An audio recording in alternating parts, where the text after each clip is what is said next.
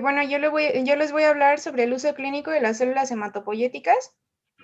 Bueno, a mí se me hizo un tema un poco enredado, entonces si los enredo o algo parecido, pues me preguntan y ya voy a tratar de contestar sus preguntas, ¿va? Ok, entonces vamos a empezar por la definición de las células madre.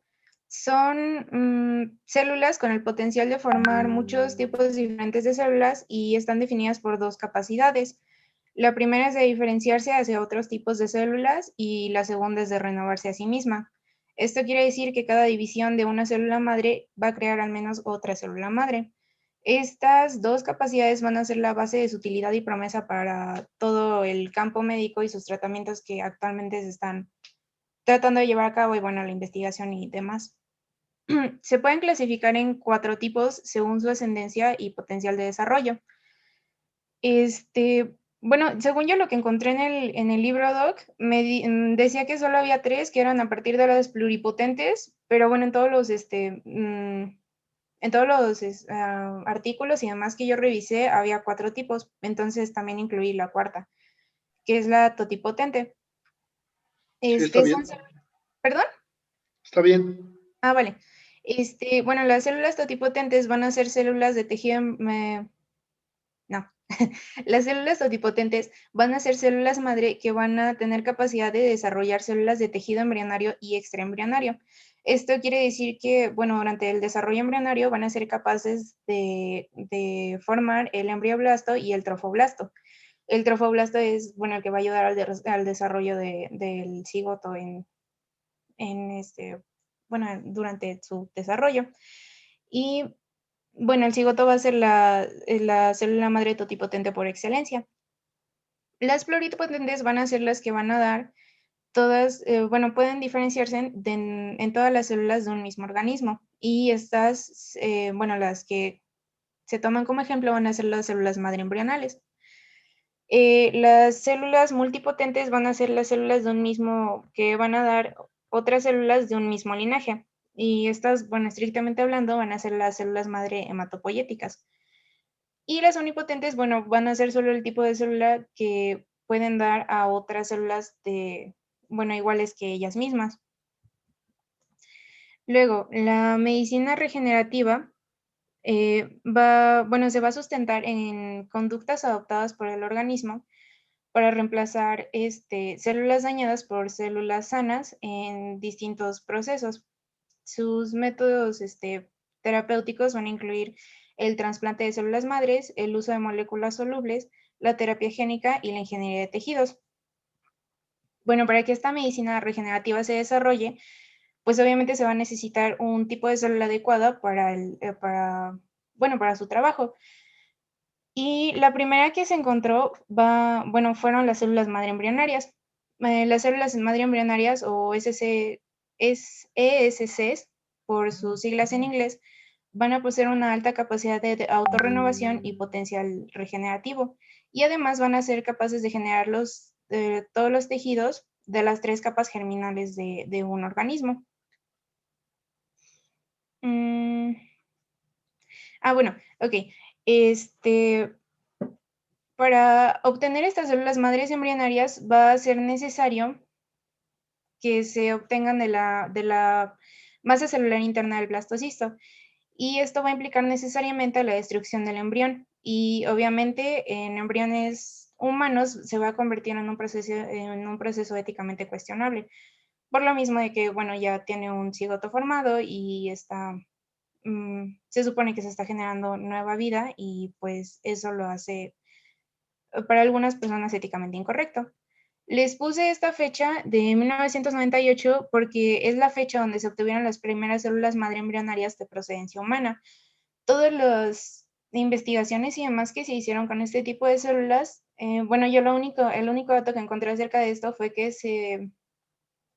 fueron células que se aislaron a partir de bancos de donación de óvulos. Entonces, bueno, también eso fue cuestionable en su época. Y bueno, por lo mismo de que este método pues no es muy aceptado por la comunidad científica, se tuvieron que buscar métodos alternos. Y una de las principales alternativas planteadas es la obtención de células pluripotentes a partir de células somáticas diferenciadas. ¿Esto qué quiere decir?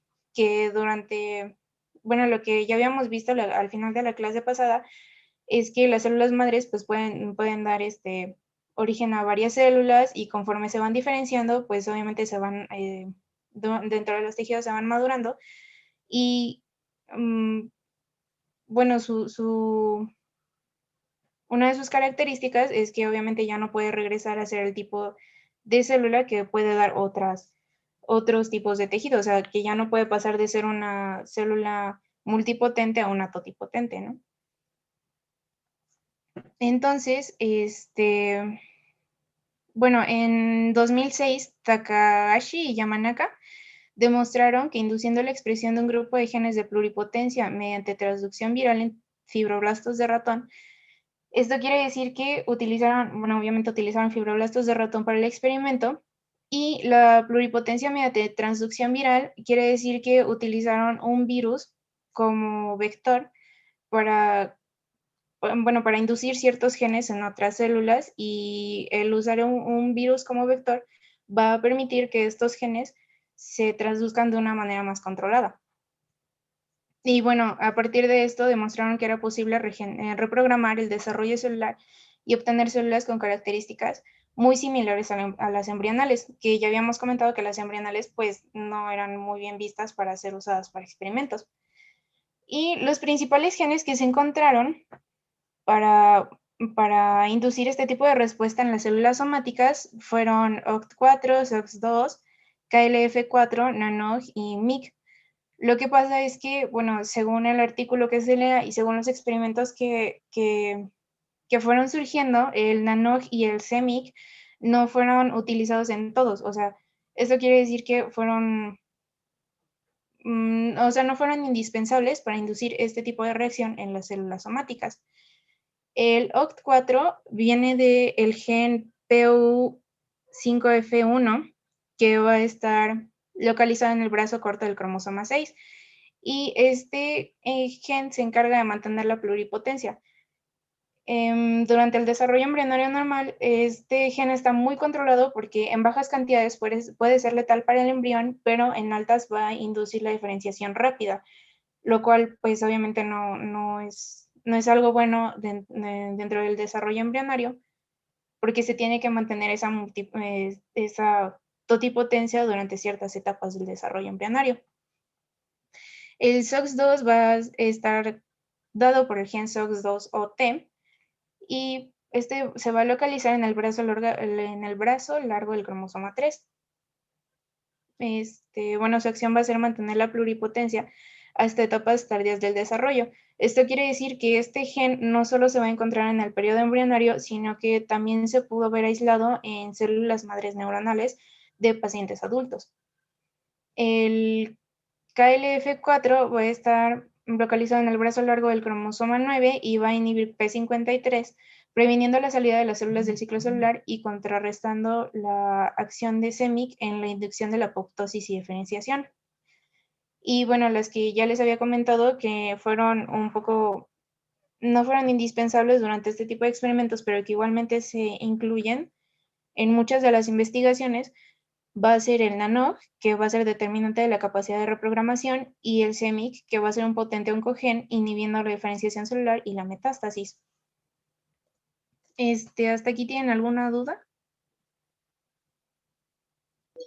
No, Pau. Vale. Ok. Bueno, y entonces estas células a las que se les indujeron estos genes para que pudieran reprogramar su desarrollo celular, se les va a llamar células pluripotentes inducidas. Se les llama IPS por su denominación en inglés, y bueno, van a ser células somáticas que fueron sometidas a un proceso de reprogramación, y que adquieren características de pluripotencia. Eso fue todo lo que ya les había explicado. Van a tener la posibilidad de generar células pluripotentes paciente específicas para el tratamiento de múltiples enfermedades en protocolos de terapia celular y medicina regenerativa. ¿Esto qué quiere decir? Lo de paciente específico quiere decir que estas células somáticas que se aislaron para ser para recibir esta reprogramación nuclear, van a ser células somáticas del mismo paciente al que se le van a introducir después para este tipo de terapias. Esto, sus ventajas principales es que no va a inducir una respuesta inmune agresiva para el paciente, y aparte para su tratamiento pues no se tienen que utilizar inmunosupresores agresivos.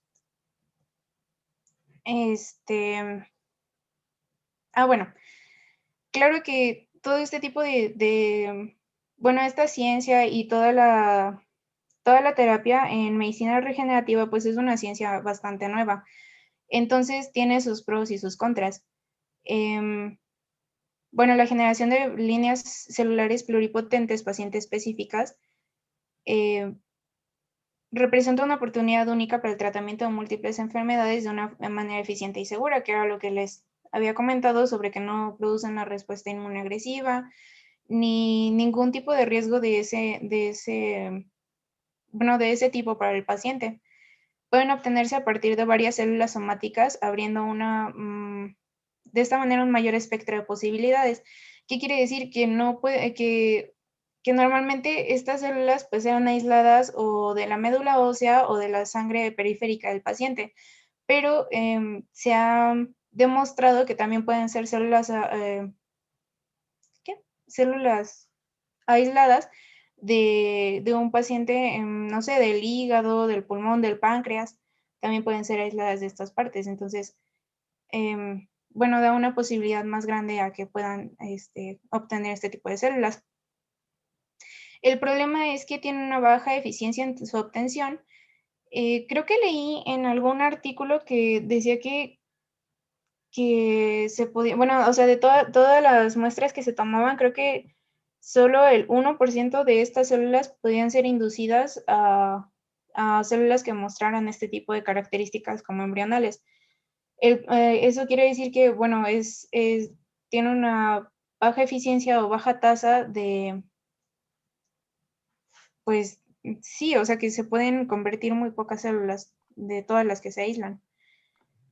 Otro problema es que falta información sobre los mecanismos que controlan la diferenciación celular y cómo prevenir la formación de tumores después del trasplante.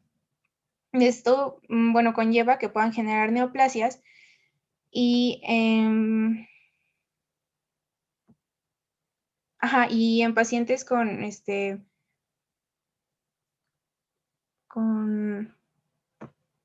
perdón, es que el CID era, inmunodeficiencias genéticamente obtenidas. En pacientes con inmunodeficiencias genéticamente obtenidas, los retrovirus dieron por resultado leucemia. Esto, se probó por primera vez que estas células podían generar neoplasias, creo que en Moscú, con un niño al que le habían inyectado células madres inducidas en el tejido intracerebral. Y entonces, 4 años después de esto, lo que pasó fue que al hacerle tomografías y estudios, encontraron que el niño presentaba tumores en toda la parte interna del cerebro y dentro también de la médula ósea.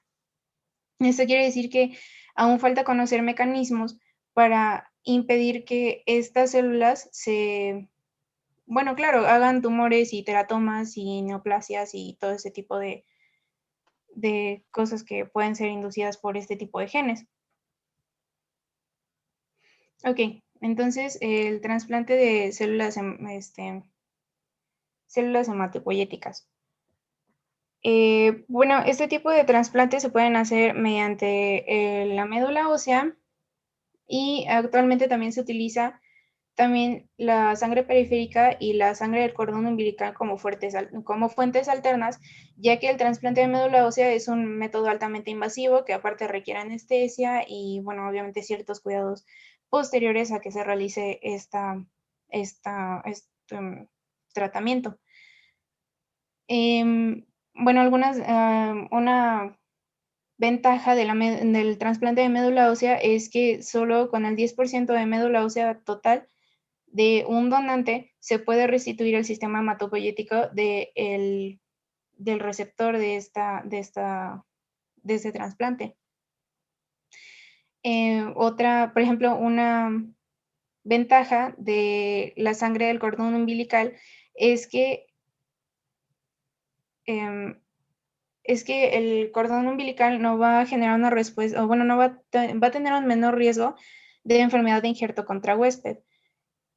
Esto, bueno, las personas, los científicos, perdón. Yo tengo una duda. Ajá.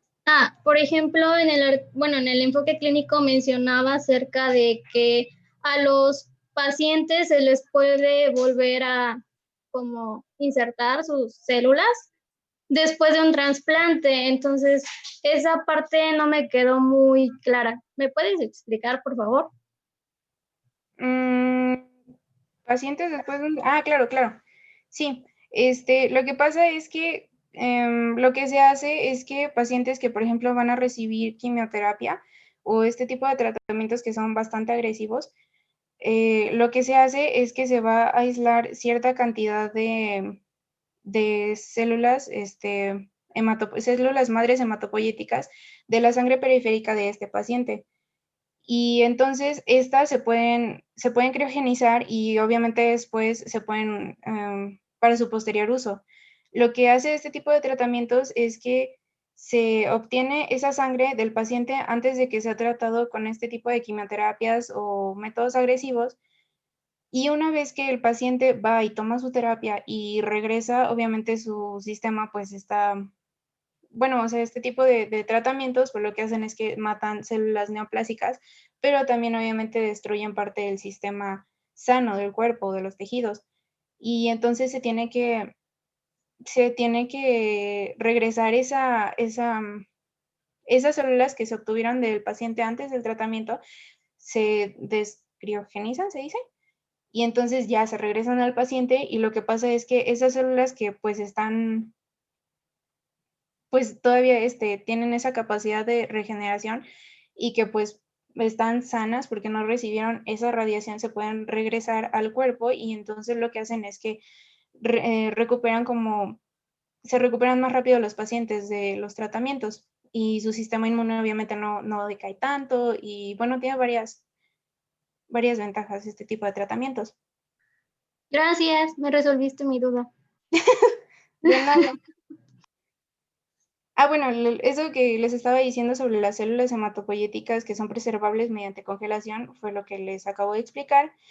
Y el riesgo de enfermedad de injerto contra huésped es, bueno, este riesgo es más alto cuando se administra cuando se hace un trasplante de médula ósea, sobre todo si el paciente es halogénico al receptor. De este lado, no sé si se ve mi curso. Así se ve. Sí se ve, ¿no? ¿No lo pueden ver o no? Sí, sí se Sí ve. se ve. Ok. Entonces, bueno, hay varios tipos de trasplantes, que es el autólogo, que va a ser, bueno, por ejemplo, el que le acabo de explicar a Itzul, que es de este mismo paciente bueno, a él mismo en una etapa posterior. Este no va a producir rechazo o como tal una respuesta inmune agresiva porque pues los componentes son del mismo cuerpo, entonces los va a aceptar muy bien. El otro tipo de trasplante es el génico, que va a ser entre dos individuos genéticamente idénticos y bueno, esto obviamente solo va a ser posible entre gemelos monocigóticos. Y el halogénico va a ser entre miembros diferentes de la misma especie, lo que quiere decir que son, bueno, de un trasplante de una persona a otra, pero que no son gemelos ni tienen, bueno, el mismo material genético. Y estos van a provocar rechazo, que quiere decir que van a provocar en algunas veces respuesta inmune y bueno, esto va a causar esta enfermedad de riesgo contra huésped. Ay, perdón. Para evitar que esta enfermedad de injerto contra huésped se desarrolle, se van a administrar inmunosupresores.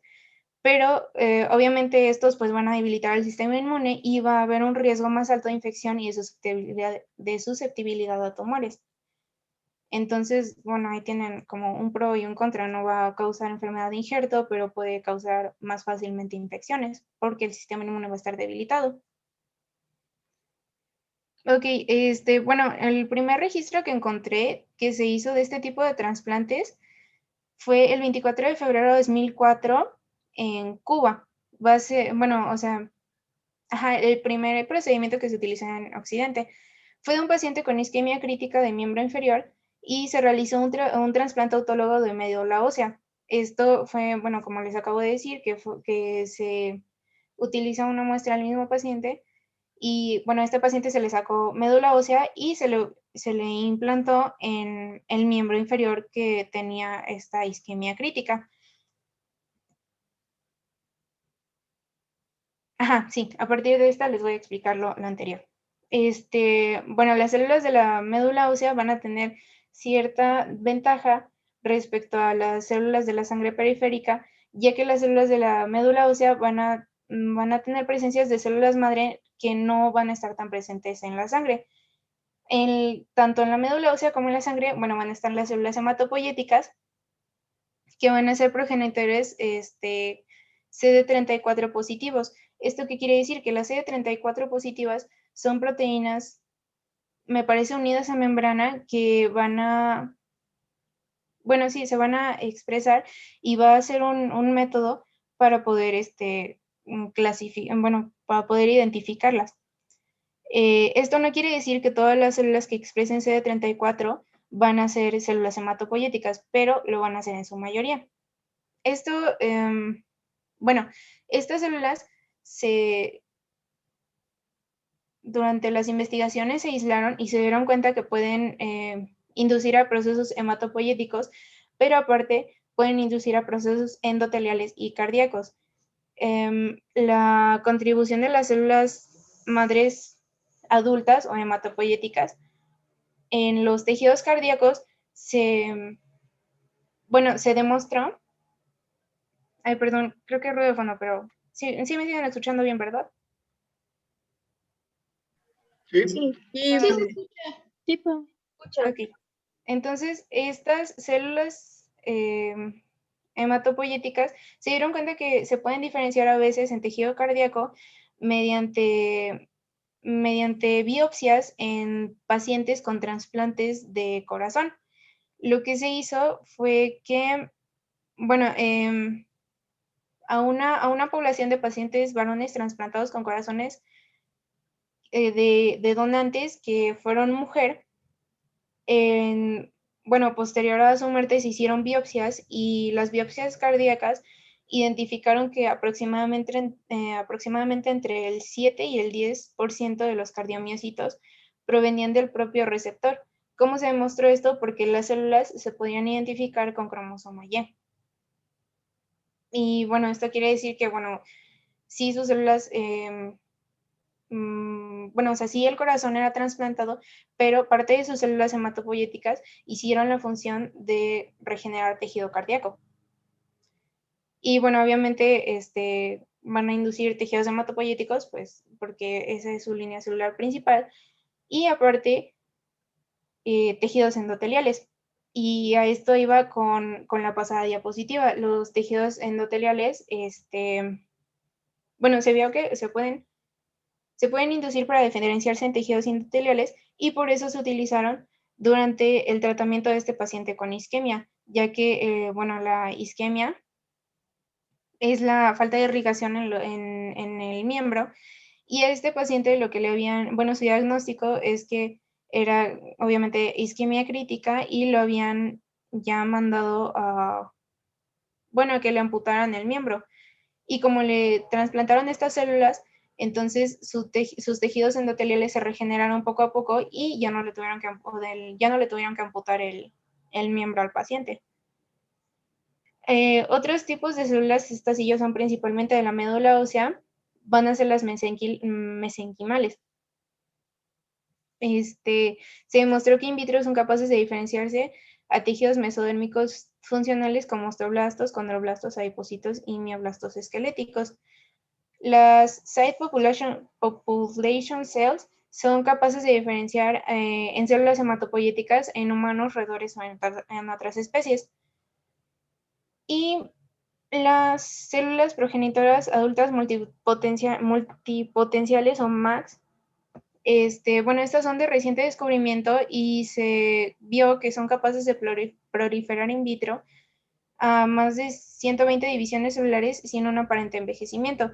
Esto fue lo que les había explicado al principio sobre que una célula madre puede dar lugar a otra célula madre durante su división. Y bueno, estas pueden dar 120 divisiones celulares sin envejecimiento aparente. Y bueno, se identifican en humanos por la expresión alta de la proteína CA4. Y bueno, ok, entonces las aplicaciones principales de todos estos métodos que ya les conté van a ser proporcionar un sistema inmunitario funcional a los individuos con inmunodeficiencias genéticamente determinadas, o CID, mediante la inserción de un gen funcional que codifica para adenosina desaminasa. Bueno, estos pacientes que tienen inmunodeficiencias genéticamente determinadas, lo que pasa es que no pueden codificar esta adenosina y, bueno, los linfocitos T, que ya vimos que son parte de la respuesta inmune innata, van a ser dependientes de la actividad de esta.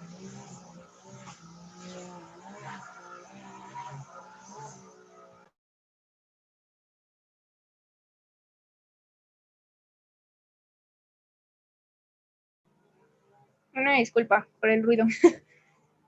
Entonces, bueno, ya vimos que los linfocitos T van a ser parte de la respuesta inmune adaptativa y pues si estos van a ser dependientes de la actividad de la adenosina, pues obviamente ya no van a poder realizar a cabo su función y entonces van a tener una inmunodeficiencia grave. Esta inmunodeficiencia se va a presentar en los niños recién nacidos y bueno, se llevó a cabo esta terapia.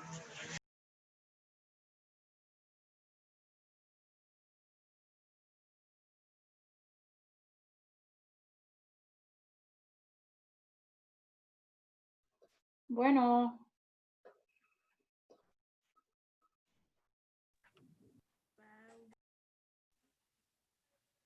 Es que yo estaba haciendo mucho ruido y por eso la apagó. Sí, perdón, Doc, es que yo pedí que si no podían hacer ruido cerquita de aquí. Ok. Ya, una disculpa enorme. ¿Te falta mucho? No, ya casi acabó. Ok. Ok.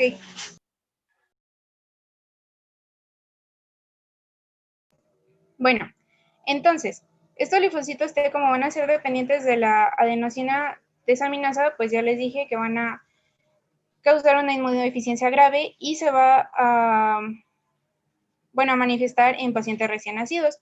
Si se utilizan este tipo de terapias de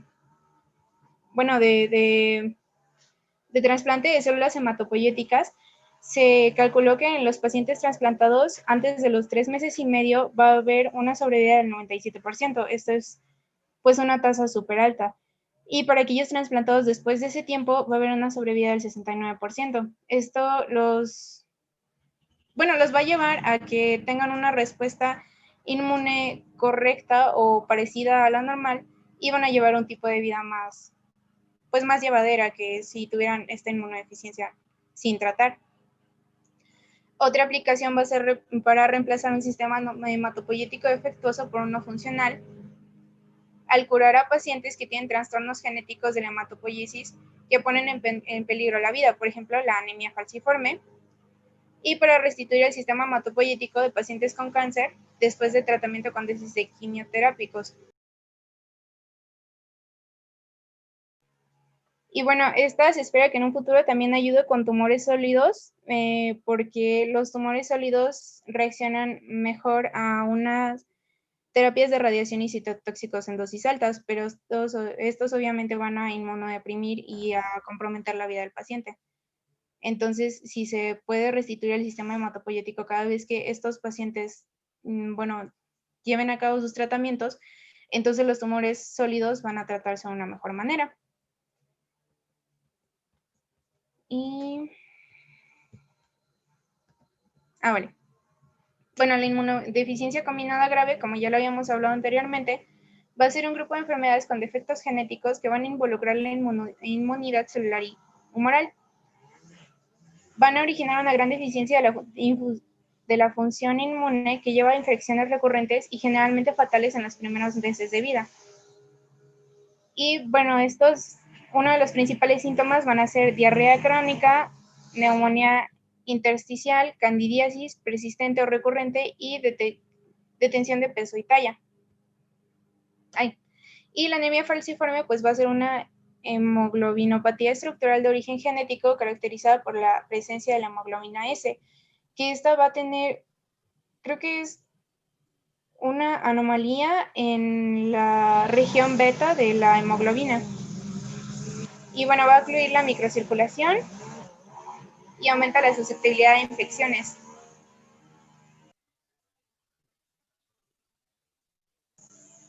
Y bueno, creo que eso es todo, Doc.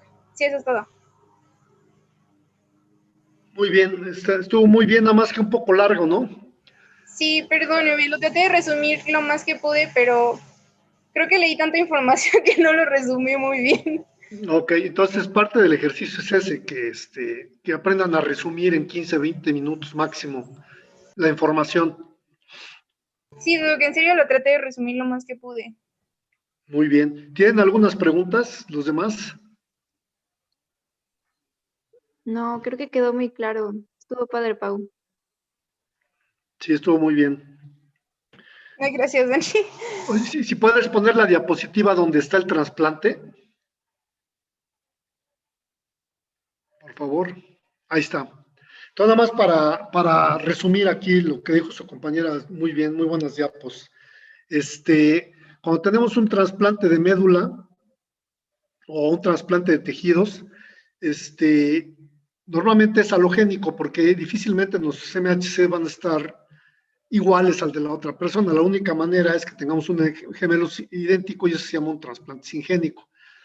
Entonces aquí la idea es que el hecho de que las células madres hematopoyéticas se puedan replicar, entonces nos da el mecanismo para que si vamos a tener un trasplante de médula, pues sea con nuestras propias células madre para que no exista rechazo de tejido.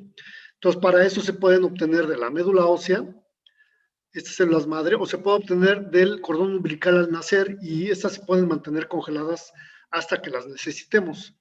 De hecho, hay algunas compañías que dan ese servicio. Obviamente solamente la gente con dinero lo hace, pero es una idea de que si, como dice su compañera, el 10% inoculamos, se ha visto en ratones que 1000 células madre reconstituyen toda la médula ósea. Entonces, en el humano han de ser como 2000, 3000 células madre que reconstituyen toda la médula ósea. Entonces, acuérdense que para trasplante de médula necesitamos someternos a radiación para eliminar las células hematopoyéticas y luego trasplantar. Entonces, esas células que trasplantamos, si vienen de una persona diferente, entonces las células que se originen, tanto células T como B, pues pueden atacarnos porque nos reconocen como extraño. Y eso se llama un rechazo de tejido de injerto a huésped. ¿Sí? Y nosotros no podemos eliminar ese tejido porque ya nos mataron todo el sistema inmune por la radiación. Entonces tenemos que estar inmunosuprimidos, pero si nos dan células madres autólogas, entonces ese riesgo de rechazo de tejido pues se elimina en gran medida. Entonces ese es uno de los grandes avances que tenemos con las células madre. ¿Alguna otra duda que tengan por ahí? Doctor, ¿y en un trasplante de médula ósea, el donante, después de realizar, bueno, la donación, podría tener alguna consecuencia que repercuta en su sistema inmunológico? No, realmente el problema con el donante es que es muy doloroso, porque te tienen que sacar, o sea, sacar una de la médula ósea del hueso. Entonces, ese es el problema, por lo demás no hay problema. Entonces, igual el uso de las células madre, pues la puedes obtener a partir de sangre, no necesariamente de médula ósea. En sangre están circulando algunas células madre, entonces evitas pues, el dolor que le produces a la persona que va a donar la médula. Ok, gracias. Doctor, Sí. de lo que comentó mi compañera que se extraían células de la médula para una persona con isquemia. Ok. La otra es que no solamente sirve para regenerar médula ósea, sino como son pluripotenciales, se ha visto que los pueden usar también para regenerar tejido diferente. Oh, Eso es otra pues de las bondades de la célula progenitora stem cell de la médula ósea, que puedes diferenciarla a otros tejidos, no solamente hematopoyéticos. Y por eso ponen el ejemplo de la isquemia, ya. que regeneraron células endoteliales. ¿Sí? Pues muy bien. Pues gracias. Entonces te subo tu punto para el examen. Y me pasas la presentación, por favor, ¿sí? Sí, Doc, muchísimas gracias. Ay, ¿yo voy a dejar de presentar? ¿O...? Sí, ahorita voy a presentar yo. Vale, vale. Sale, gracias. Muy Hasta bien, luego. entonces, miren, vamos a continuar con lo que nos toca hoy, que eran antígenos e inmunoglobulinas, ¿no? Entonces, voy a terminar antígenos y espero que nos dé tiempo de ver algo de inmunoglobulinas. Si no, lo vemos la próxima semana. Lo que pasa es que tengo que salir como en media hora, pero ahorita vemos. De todas maneras, si no, lo terminamos la próxima clase. A ver, déjenme compartir.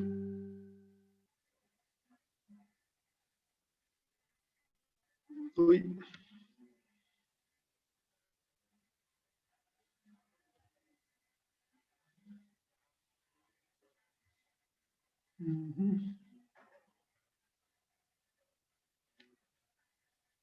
Ok, ahí voy.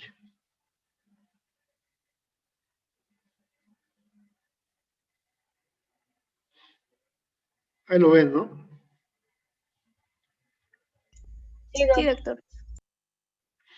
Ok, entonces miren, esta parte de antígenos es muy filosófica porque aquí vamos a empezar a hablar ya de inmunidad, en realidad, de respuesta inmune más profundamente. Entonces, antes de haber antígenos, de lo que son los antígenos, necesitamos definir varios conceptos. El primero es el concepto de epítopo. El epítopo se define como el sitio o la región de la proteína o de la molécula que es reconocida por los receptores de las células inmunes. Y aquí estamos hablando de las adaptativas, ¿no? Por ejemplo, el receptor de la célula B o el receptor de la célula T. Entonces, en una proteína, digamos, tenemos muchos epítopos que pueden ser reconocidos por diferentes receptores de célula B y diferentes receptores de célula T. Entonces, el antígeno en realidad aquí es la proteína y los epítopos son las regiones de aminoácidos que son reconocidas por los receptores del sistema inmune. ¿Sí? Por ejemplo, ¿qué región reconoce un anticuerpo de esa proteína? Ese es su epítopo. ¿Sí? Es el sitio de reconocimiento de los antígenos.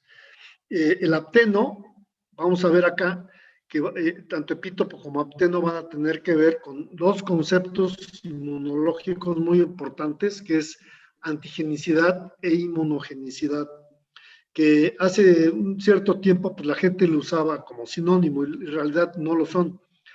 Vamos a ver por qué. Fíjense, la antigenicidad, eso lo pueden checar en el libro, es la capacidad de ser reconocido por el sistema inmune.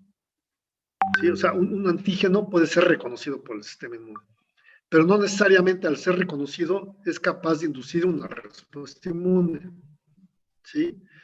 En cambio, la inmunogenicidad se refiere a que los antígenos pueden ser reconocidos por el sistema inmune e inducir una respuesta inmune. Van a decir, bueno, ¿de qué me está hablando? Bueno, pues precisamente por eso es el concepto de epítopo y apteno, porque en el caso del apteno, así se descubrió este concepto, es una región, es un epítopo, digamos, que es reconocido por el sistema inmune, pero no puede inducir una respuesta inmune. Ahorita lo vamos a ver en detalle. Entonces, ya definidos esos conceptos, pasemos ¿qué es lo que reconocen como epítopos o antígenos las células B y células T? Entonces, las células B, esto ya lo mencionamos antes, reconocen por un receptor de membrana que es una inmunoglobulina, antígeno que está soluble o particulado en el medio ambiente. Directamente lo reconocen. El MHC aquí no tiene ninguna función. Y la naturaleza química de lo que puede reconocer como antígenos son tanto proteínas, polisacáridos, lípidos e inclusive ácidos nucleicos. ¿Sí?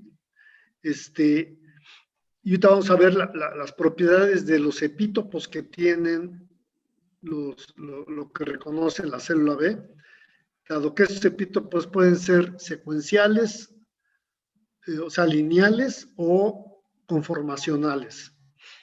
Entonces, y la célula T va a reconocer el antígeno siempre y cuando esté en conjunto con el MHC, clase 1 o clase 2. No reconoce, por lo tanto, directamente a los antígenos, sino tiene que ser procesado por una célula, en este caso la dendrítica o otra célula del cuerpo. Requiere que el MHC presente este péptido, este antígeno.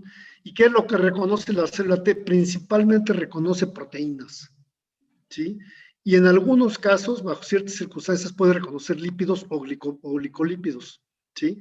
Pero esos no son parte de la respuesta inmunológica. Las células T de la respuesta inmunológica reconocen básicamente proteínas. ¿Y cuál es la naturaleza de esos epítopos? Pues son lineales porque son fragmentos de péptidos que se pegan al MHC. Entonces son fragmentos lineales. Entonces vean la gran diferencia.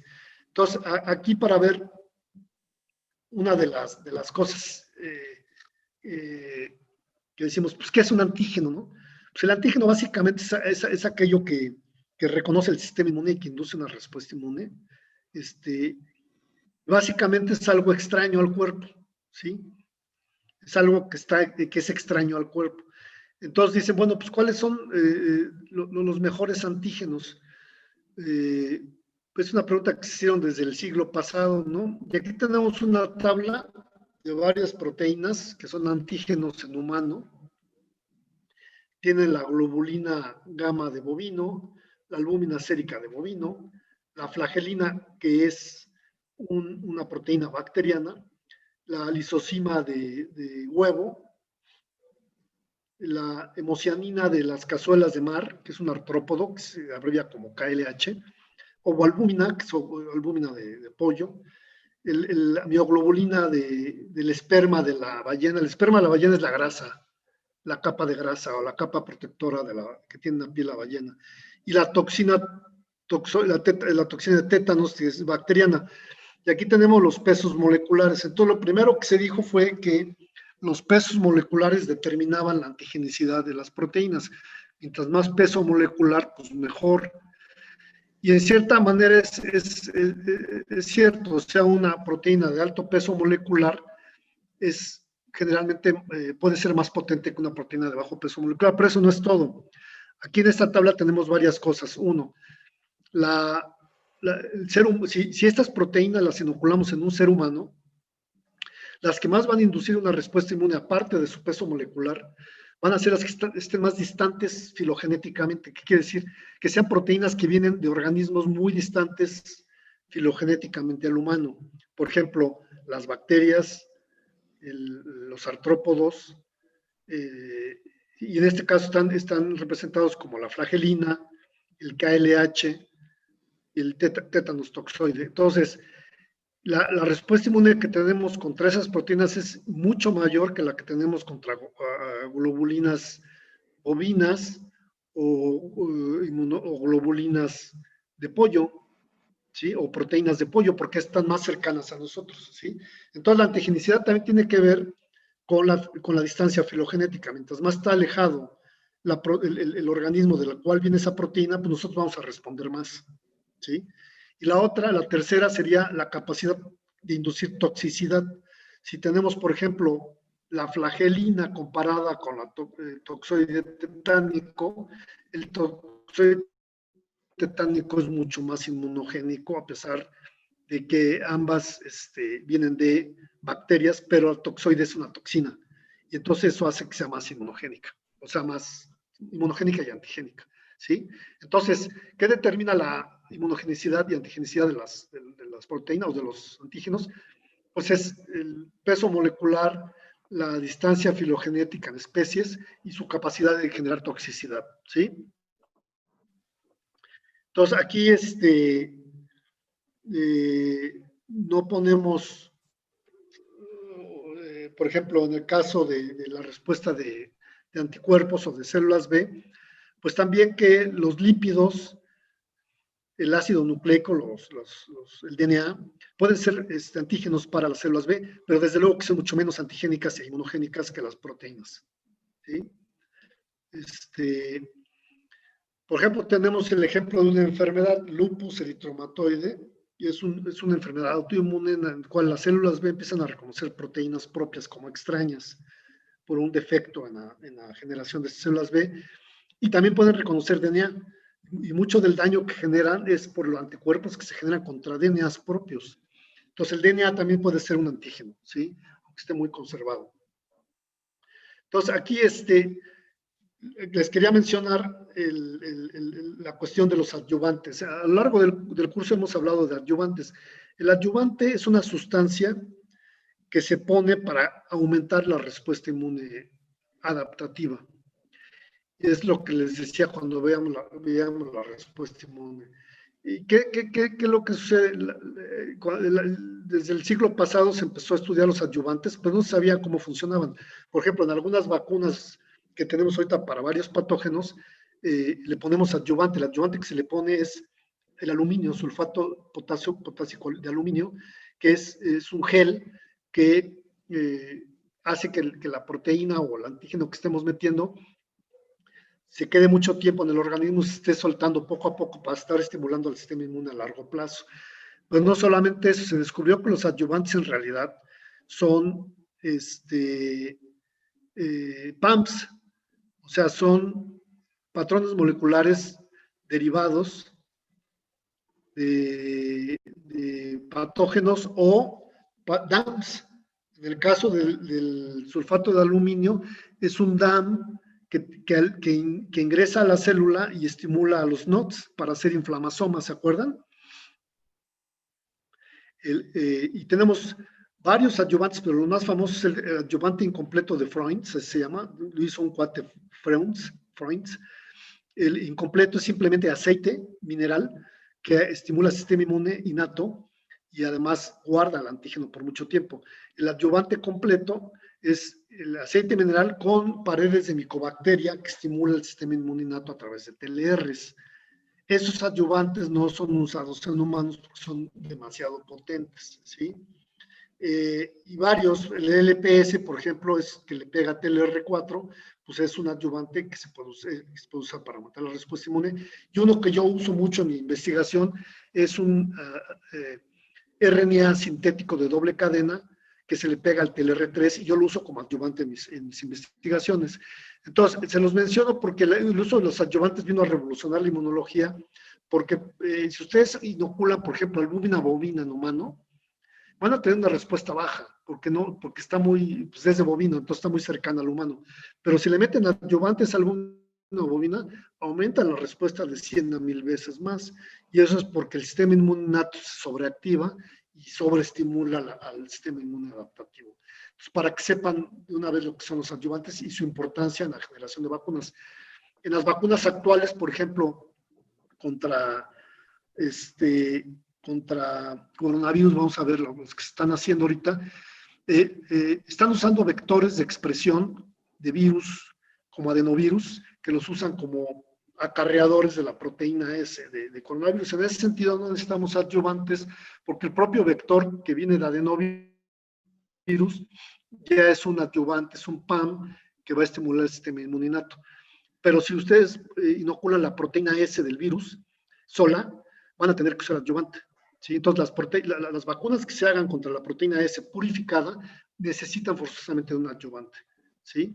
Pero si ya vienen en vectores virales, ya no, porque el propio vector viral es un PAM que está induciendo la respuesta inmune. ¿Sale? O sea, aquí el mensaje es que los adyuvantes estimulan el sistema inmune innato, son PAMs, y el sistema inmune innato, pues como está conectado con el adaptativo, hace que el sistema inmune adaptativo funcione al máximo. ¿Sí? Entonces vamos a ver acá con respecto a los anticuerpos. Cuando un anticuerpo, aquí vamos a ver varias estructuras proteicas, por ejemplo, la estructura primaria que se refiere a la secuencia de aminoácidos consecutivos, ¿sí? La estructura secundaria se va a referir a que un anticuerpo va a poder reconocer aminoácidos en diferentes regiones, ¿sí? Diferentes regiones de una estructura secundaria, por ejemplo, una alfa hélice o una beta plegada, pero no lo reconoce de manera secuencial. Entonces, si esta estructura la desnaturalizamos y se lineariza, pierde su conformación, entonces el anticuerpo ya no va a poder reconocerlo, ¿sí? Entonces, hay anticuerpos que reconocen regiones lineales, como la estructura primaria, que pueden ver acá, por ejemplo, una beta plegada. Esta flecha es una región lineal, ¿sí? No depende de conformación, pero si el anticuerpo reconoce aminoácidos entre esta beta plegada y esta otra, y al desnaturalizar esta proteína, pues ya no están en la conformación adecuada, y entonces este anticuerpo ya lo reconoce, entonces son anticuerpos conformacionales. Y luego, cuando tenemos estructuras terciarias, igual, puede ser que un anticuerpo pueda reconocer entre, digamos, una beta, aminoácidos que están en una alfa hélice y aminoácidos que están en una beta plegada. Y solamente lo reconoce cuando está conformacionada la proteína, ¿sí? O sea, son aminoácidos que están lejanos entre sí, pero juntos en la conformación. Igual, en estructura cuaternaria, en el cual dos proteínas se juntan, forman dímeros o trímeros, entonces hay una interfaz entre ellas, donde se enlazan, y puede haber epítopos acá, que cuando se desunen las proteínas ya no existen. Son también epítopos conformacionales. Entonces, la mayoría de los epítopos, por ejemplo, que reconoce el sistema inmune contra, o los más importantes contra los patógenos, son de tipo conformacional, ¿sí? Por eso, por eso la inmunología básica es muy importante, estudiando a los virus o a las bacterias, ver cómo responden los anticuerpos y qué regiones o qué antígenos de los anticuerpos, epítopos, reconocen estos, para saber cómo vamos a hacer una vacuna, ¿sí? ¿Alguna duda hasta aquí? Creo que no, Doc. Ok, entonces esto que hablamos es de anticuerpos, porque la célula T, como se acuerdan, va a reconocer estructuras primarias siempre, que van a ser péptidos, que se van a enlazar al MHC. Entonces aquí tenemos, a ver.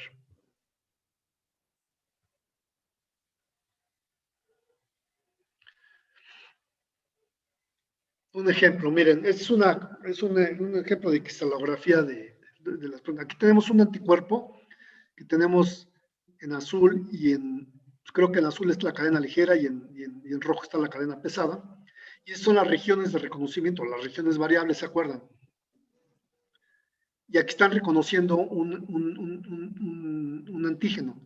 Este es el epítopo en realidad, la región que reconoce el anticuerpo. Este es el antígeno, y lo que está en amarillo fuerte es el epítopo. Y como pueden ver, es conformacional porque involucra a varias secciones de la proteína, ¿sí? En su estado conformacional. Y aquí vemos en un modelaje despegado cómo están las regiones variables de la cadena pesada y cadena ligera reconociendo al epítopo que está en una proteína. Esa región es el epítopo y es un epítopo conformacional, ¿sí? Aquí tenemos otro ejemplo de un epítopo conformacional. Se puede estar reconociendo este loop de la proteína que está dado por enlaces disulfuro, pero si reducimos la proteína y se rompe estas interacciones, entonces este loop ya no se da y entonces ya no es reconocido por el anticuerpo. Eso es también conformacional, ¿sí? Ok. Entonces, a ver, entonces lo que vamos a mencionar ahorita va a ser lo de el apteno. Entonces, miren, aquí es un concepto medio filosófico, pero interesante. Entonces, miren, lo que hacían los investigadores antes de decir, bueno, ¿cuál es la secuencia mínima que reconoce un anticuerpo? ¿Sí? Entonces, se fueron estudiar, por ejemplo, al benceno, una molécula de benceno. Entonces, lo que hicieron fue vacunar o inocular conejos con benceno. Es una molécula pequeñísima, ¿sí? Y dijeron, vamos a ver, ¿el benceno es capaz de ser reconocido por el sistema inmune o no?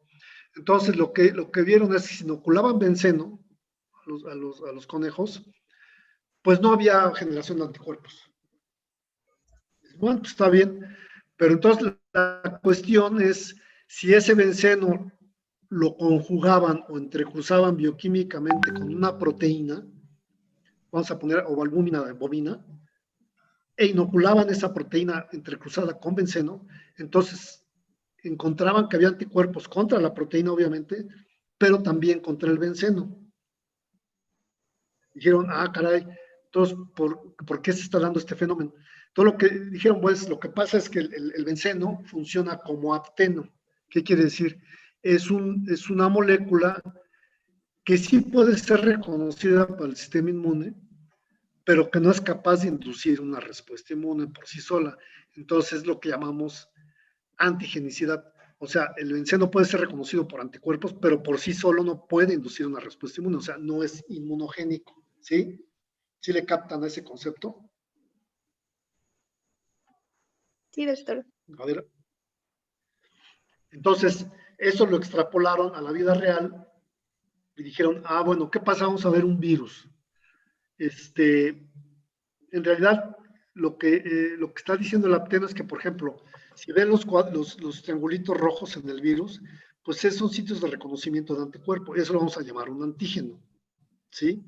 Entonces, si ustedes inoculan con todo el virus, pues vas a tener anticuerpos contra varias proteínas del virus y varios epítopos del virus, ¿sí? Incluyendo al epítopo que está en rojo, que está pegado al virus, ¿sí? Pero si tú aíslas este epítopo, esta secuencia de aminoácidos, y las inoculas a un conejo, no van a inducir anticuerpos, porque están funcionando justamente como el apteno. Entonces, lo que quieren decir es que los epítopos que están en los patógenos son inmunogénicos porque están incorporados en una estructura mayor y es repetitiva. Si ven acá cómo se repite este epítopo, ¿sí? Pero si los aíslas solos, ya no tienen esa propiedad de inmunogenicidad. Serían solamente antigénicos, o sea, podría ser reconocido, pero no inducen respuesta inmune. Y entonces de ahí se derivó el término de epítopo, que es el sitio de reconocimiento de antígeno, que es capaz de ser inmunogénico siempre y cuando esté en una estructura mayor, y sobre todo en una estructura repetida, y eso es lo que va a inducir la respuesta inmune. Pero si están solitos y no están repetidos, si los inoculas solos, no van a ser capaces de generar una respuesta inmune. Entonces, el apteno es antigénico, pero no es inmunogénico. Entonces, así fue como se fue conformando el estudio de antígenos y aptenos, ¿sí? ¿Seguro que no tienen preguntas ahí? Doctor, entonces, ¿el apteno para qué sirve? ¿No tiene ninguna utilidad o usted cree que sí? Buena pregunta. Sirvió, el apteno es un ente filosófico de la inmunología. O sea, sirvió para definir exactamente cómo funciona el sistema inmune, o sea, qué es antigénico y qué es inmunogénico. Ok, gracias, doctor. ¿Sí? Pero sí tiene una cuestión práctica, que es lo que les pongo acá. Muchos de ustedes seguramente son alérgicos, o algunos de ustedes, no, más bien, son alérgicos a la penicilina.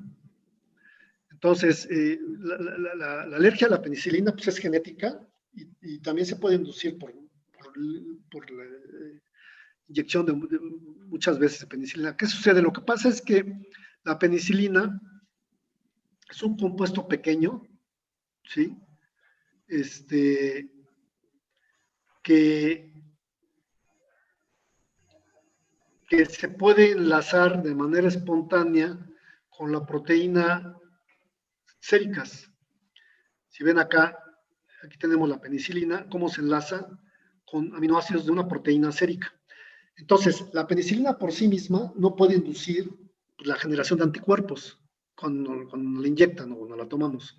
Pero ya pegada a las proteínas séricas, entonces la proteína sérica se vuelve como un acarreador, como el ejemplo que veíamos. Entonces, la penicilina sola en realidad es un apteno, pero pegada al acarreador de proteínas séricas en el suero, se vuelve inmunogénica. Y entonces la gente empieza a producir anticuerpos contra la penicilina. Y si esos anticuerpos son del tipo IgE, entonces vamos a tener una alergia a la penicilina, y muy peligrosa, porque si te inyectan penicilina te puede dar un choque anafiláctico por una respuesta alérgica por IgEs.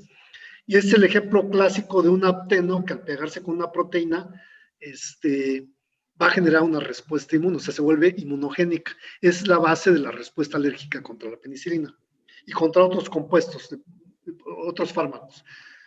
¿Hay alguien que sea alérgico a la penicilina? Pues no sé, yo no, pero mi papá lo es. Ah, ¿sí? Ujú. ¿Y era alérgico o se volvió alérgico? Eso sí, no sé, pero creo que siempre ha sido alérgico. Y es genético, Y entonces. también alguien, es genético, ¿hay alguien que tenga alergia a algún fármaco? Yo, ¿A qué fármaco? a la amoxicilina. Amoxicilina, que es igual, ¿no? Es una penicilina. Ujú. Es un tipo de penicilina. Exacto, entonces esa es la base. Entonces, como decía su compañero, ¿de qué nos sirve el apteno? Bueno, nos sirvió de manera filosófica para poder determinar qué era antigenicidad y qué era inmunogenicidad, y para saber la capacidad del sistema inmune. Pero tiene un efecto práctico, porque ese tipo de alergias contra medicamentos es por el efecto apteno, que al enlazarse a un acarreador proteico en el suero, se vuelve inmunogénico. ¿Sí? Entonces, en ese sentido es importante. Ahora, en el caso de célula T, cuando hablamos de epítopo, pues estamos hablando del fragmento peptídico que es presentado por el MHC, la célula presentadora, el epítopo, y el receptor de la célula T. Aquí se meten todavía en cuestiones más profundas de inmunología, en el cual dicen, bueno, la región que reconoce el receptor de la célula T del péptido que está pegando al MHC clase 2 o clase 1, esa región que está en rojo es el epítopo. O sea, esa secuencia de aminoácidos que está ahí es el epítopo. Y la otra parte que está pegada al MHC es el agrétopo. Pues eso no, si no quieren no se lo aprendan, pero es nada más algo cultural, porque se ha llegado a cosas muy finas ya de definición inmunológica, ¿no? Pero entonces el epítopo acá, pues obviamente es parte del epítopo, parte del péptido que es presentado por el MHC clase 2.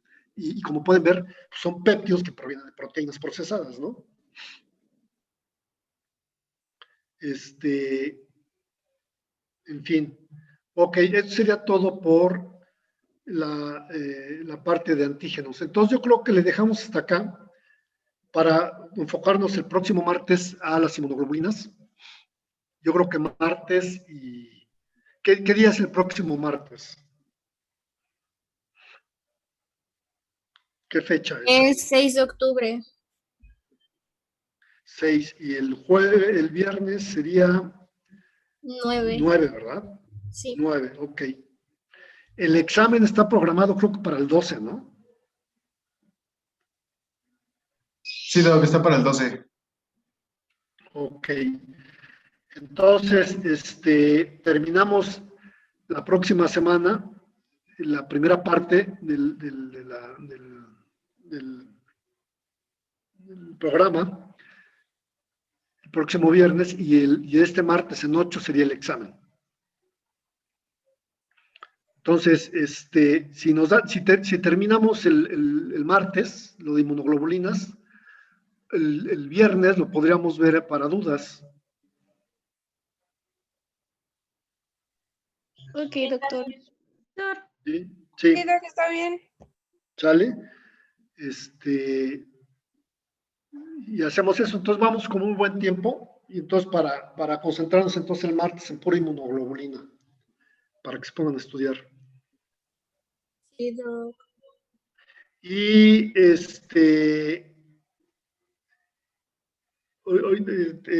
podríamos dejar, el martes les dejo otro enfoque clínico para que lo den el viernes, y el viernes resolvamos dudas, ahí vemos.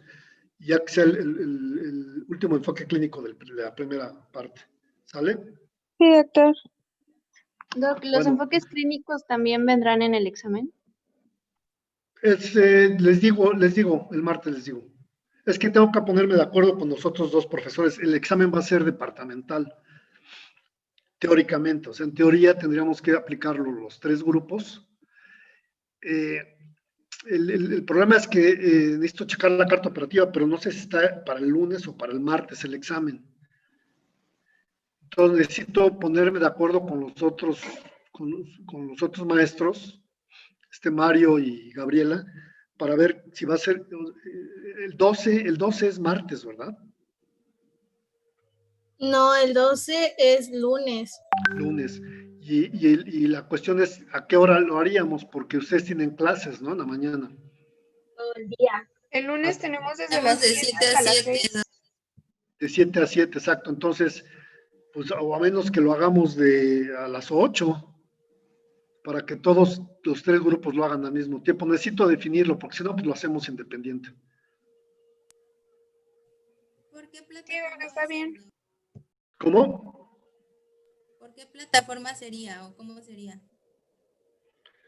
Es lo que vamos a definir, porque puede ser por el Google Classroom, o creo que el otro, el doctor Mario tiene el de Scholarly o algo así, ¿no? Pero ya lo definiríamos. Yo para el martes les defino todo eso. Ok. ¿Sí? Está bien, doctor. Ok, Sí, Doc, muchas entonces gracias. nos vemos el martes, se cuidan. Sí, doctor, gracias. Doctor, Gracias. igualmente, igual, Gracias. Hasta luego. Hasta luego. hasta luego. Bye.